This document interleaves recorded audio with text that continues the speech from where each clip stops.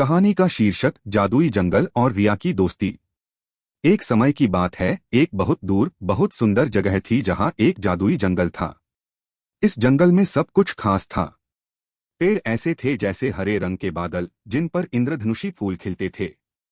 नदियां कलकल करती हुई बहती थीं, जैसे कोई मधुर गाना गा रही हो। हवा में हमेशा फूलों की मीठी खुशबू फैली रहती थी। इसी जंगल के पास एक छोटी सी बस्ती में रिया नाम की एक प्यारी बच्ची रहती थी। रिया को इस जादुई जंगल से बहुत प्यार था। वह हर दिन स्कूल से आने के बाद अपना बस्ता रखती और सीधे जंगल की ओर भाग जाती। जंगल में उसके बहुत सारे दोस्त थे। एक नटखट गिलहरी जिसका नाम गिल्लू था, एक बुद्धिमान बूढ़ा उल्लू जो हमेशा पेड़ों की ऊंची डालियों पर बैठा रहता था, और एक धीमा लेकिन सच्चा कछुआ जिसका नाम कच्छू था। रिया अक्सर घंटों अपने दोस्तों के साथ जंगल में खेलती, फूलों से बातें करती और नदियों के किनारे बैठकर उनके संगीत को सुनती। उसे लगता था जैसे जंगल खुद उससे बातें करता है। वह हर दिन कोई नई चीज खोजती और हर शाम एक नई कहानी लेकर घर आती। जंगल उसके लिए सिर्फ एक जगह नहीं था, बल्कि उसका अपना एक दोस्त था। एक ऐसा दोस्त जो हमेशा उसे खुश रखता था और उसकी हर बात सुनता था। रिया और जंगल के बीच का यह रिश्ता बहुत गहरा और अनमोल था। रिया जंगल के हरे भरे पेड़ों और रंग-बिरंगे फूलों के बीच बहुत खुश रहती थी। एक दिन जब रिया हमेशा की तरह जंगल में पहुंची, तो उसे कुछ अजीब सा लगा। हवा में वह जानी पहचानी खुशबू नहीं थी। फूल मुरझाए हुए लग रहे थे, उनकी चमक फीकी पड़ गई थी। नदियां जो पहले गाती थीं, अब खामोश थीं। पेड़ों की पत्तियां उदास सी लटक रही थीं। जंगल में वो पहले वाली चहचहाहट और रौनक गायब थी। रिया को बहुत हैरानी हुई। उसने अपने छोटे छोटे कदमों से आगे बढ़कर एक मुरझाए हुए फूल को छुआ। फूल की पंखुड़ियां इतनी नरम नहीं थीं जितनी पहले होती थीं, बल्कि वे सूखी और खुरदरी थीं। उसे ऐसा लगा जैसे जंगल रो रहा हो। रिया को तुरंत चिंता हुई। उसने सोचा, आखिर जंगल को क्या हो गया है? यह इतना उदास क्यों दिख रहा है? वह जानती थी कि जंगल में कुछ गड़बड़ है। वह अपनी आंखों से देख सकती थी कि जंगल पहले जैसा खुश नहीं था। उसका दिल घबरा रहा था। वह अपने प्यारे जंगल को ऐसे उदास नहीं देख सकती थी। उसने तय किया कि वह पता लगाकर रहेगी कि जंगल की इस उदासी की वजह क्या है। वह जानती थी कि उसके जानवर दोस्त उसे जरूर कुछ बताएंगे। रिया सीधे उस बड़े बरगद के पेड़ की ओर भागी जहां अक्सर गिल्लू और बूढ़ा उल्लू मिलते थे। उसने देखा कि गिल्लू एक डाली पर उदास बैठा अपनी पूंछ खुजा रहा था, और बूढ़ा उल्लू अपनी आंखें बंद किए गहरी सोच में डूबा था। गिल्लू, बूढ़े उल्लू, रिया ने पुकारा। जंगल को क्या हुआ है? यह इतना उदास क्यों है? गिल्लू ने अपनी छोटी आंखें उठाईं और उदास होकर बोला, रिया, सब गड़बड़ हो गया है। जंगल का जादुई क्रिस्टल जो जंगल के बीचों बीच रखा रहता था और जंगल को चमक देता था, वह कहीं खो गया है। बूढ़े उल्लू ने अपनी आंखें खोलीं और गंभीरता से कहा, हाँ रिया, वह क्रिस्टल ही जंगल की जान था। जब तक वह यहाँ था, जंगल हरा भरा और खुशहाल रहता था। अब वह नहीं है तो जंगल की शक्ति कम हो रही है। रिया ने अपने छोटे हाथों को कसकर पकड़ा। क्या? जादुई क्रिस्टल खो गया? उसने पूछा। हमें उसे ढूंढना होगा।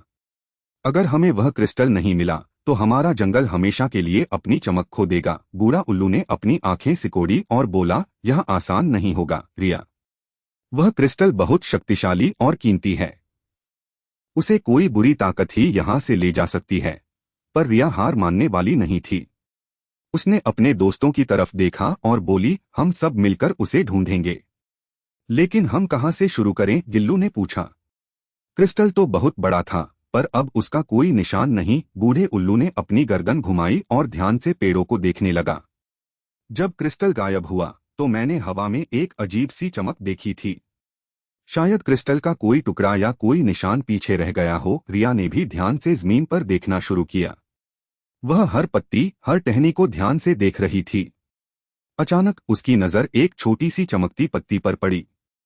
वह पत्ती आम पत्तियों जैसी नहीं थी, वह हल्के नीले रंग की थी और उसमें से हल्की सी चमक निकल रही थी। देखो, रिया ने चिल्लाकर कहा। यह क्या है? यह पत्ती तो चमक रही है। गिल्लू फुर्ती से नीचे आया और पत्ती को सूंघा।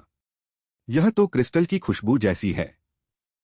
यह जरूर उसी से गिरी होगी। बूढ़े उल्लू ने अपनी बड़ी आंखों से पत्ती को देखा। यह कोई आम पत्ती नहीं है रिया। यह पत्ती हमें रास्ता दिखा सकती है। जहां यह पत्ती चमकीली होगी वहीं क्रिस्टल के होने की संभावना ज्यादा होगी। यह पत्ती ही हमारा पहला सुराग है। अब हमें इस पत्ती का पीछा करना होगा और देखना होगा कि यह हमें कहाँ ले जाती है। तीनों दोस्त एक दूसरे को देखने लगे। उनकी आंखों में उम्मीद की एक नई किरण थी। क्रिस्टल को ढूंढने का पहला कदम अब उठाया जा चुका था। चमकती पत्ती ने उन्हें जंगल के एक ऐसे हिस्से की ओर इशारा किया जहां घनी और नुकीली कांटों वाली झाड़ियां थीं। उफ! ये कांटे, गिल्लू ने उदास होकर कहा। मैं यहां से कैसे जा पाऊंगा? ये तो बहुत चुभते हैं। रिया ने झाड़ियों को ध्यान से देखा। कांटे सच में बहुत बड़े और नुकीले थे। किसी के लिए भी उनसे होकर गुजरना मुश्किल था। बूढ़े उल्लू ने अपनी आंखें बंद कीं और कुछ सोचने लगा। हमें कोई रास्ता ढूंढना होगा। हम हार नहीं मान सकते। तभी रिया को एक विचार आया। गिल्लू, तुम तो बहुत छोटे और फुर्तीले हो।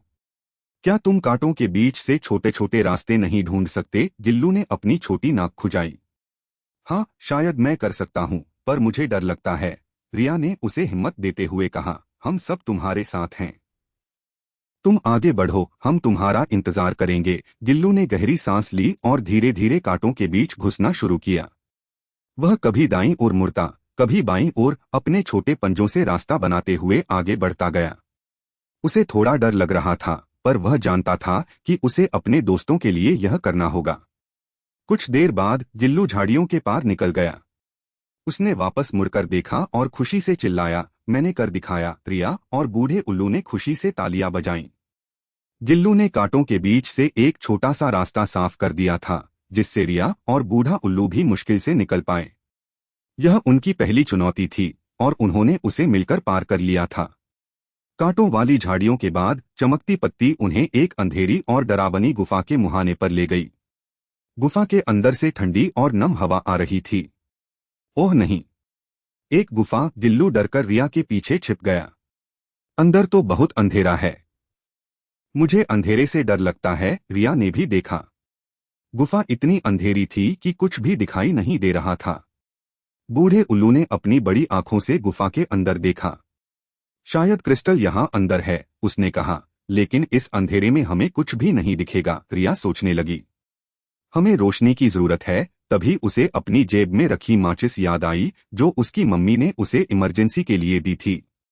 उसने एक तिनका जलाया, पर उसकी रोशनी इतनी कम थी कि गुफा का रास्ता नहीं दिख रहा था। बूढ़े उल्लू ने एक विचार सुझाया, रिया, तुम जोर से गाओ। तुम्हारी आवाज से गुफा में इको होगा। इको से हमें पता चलेगा कि गुफा कितनी बड़ी है और शायद कहीं कोई रास्ता खुला हो। रिया को लगा यह अजीब है, पर उसने गाना शुरू किया। उसकी प्यारी आवाज गुफा में गूंजने लगी, ला ला ला ला ला। आवाज गुफा की दीवारों से टकराकर वापस आ रही थी। गिल्लू को गाना सुनकर थोड़ा मजा आया और उसका डर कम हुआ। गाना गाते गाते रिया को गुफा के एक कोने में एक हल्की सी चमक दिखाई दी। देखो, उधर कुछ चमक रहा है, उसने आवाज दी। बूढ़े उल्लू ने अपनी तीव्र दृष्टि से देखा। लगता है वहां कोई छोटा छेद है, जहां से बाहर की रोशनी आ रही है। तीनों दोस्त उस चमक की ओर बढ़ने लगे। चमक की ओर बढ़ते हुए तीनों ने देखा कि गुफा धीरे धीरे हल्की होती जा रही थी। चमक दरअसल गुफा के दूसरे छोर पर एक छोटे से छेद से आ रही थी, जहां से वे बाहर निकल सकते थे। गुफा से बाहर निकलते ही वे एक छोटे से तालाब के किनारे पहुंचे। तालाब का पानी एकदम शांत था और सूरज की रोशनी में चमक रहा था। हम कहाँ आ गए? गिल्लू ने पूछा। तभी तालाब में से एक धीमी सी हलचल हुई और एक पुराना हरा कछुआ पानी से बाहर निकला। यह कच्छू था, उनका धीमा लेकिन हमेशा मददगार दोस्त। कच्छू ने अपनी गर्दन बाहर निकाली और धीरे से बोला, तुम लोग यहाँ क्या कर रहे हो मेरे प्यारे दोस्तों? रिया ने उसे सारी कहानी बताई, जादुई क्रिस्टल के गायब होने की, जंगल की उदासी की और उनकी खोज की। कच्छू ने ध्यान से सुना। जादुई क्रिस्टल, उसने सोचा। मुझे याद है कि मेरे दादाजी ने एक बार बताया था कि जंगल का सबसे खास क्रिस्टल एक गुप्त झरने के पीछे छिपा होता था। लेकिन वह झरना कहाँ है, यह कोई नहीं जानता। बूढ़े उल्लू ने अपनी भौहें चढ़ाई। गुप्त झरना? मैंने उसके बारे में कभी नहीं सुना। कच्छू ने धीरे से मुस्कुराया।